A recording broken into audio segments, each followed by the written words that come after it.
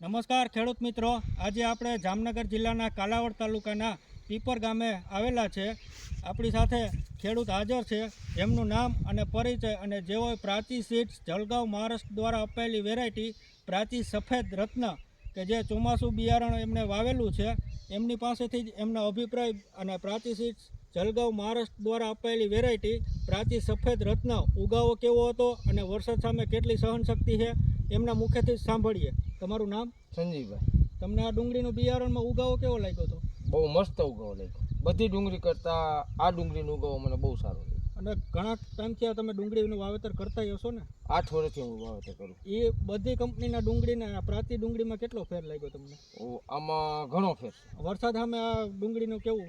વરસાદ અમે આ એક તો જોઈ તો બગાડ નથી બેસતો. અને આશરે આ કેટલા દિવસની ડુંગળી છે? આ ડુંગળી આશરે 1.5 મહિના આડેગાળાની ડુંગળી છે. ખેડૂત મિત્ર, 1.5 મહિનાની આજુબાજુનું આ વાવેતર છે, જે આપણી સામે લાઈવ ફિલ્ડ જોઈએ છે. પ્રાચી સફેદ રત્ન.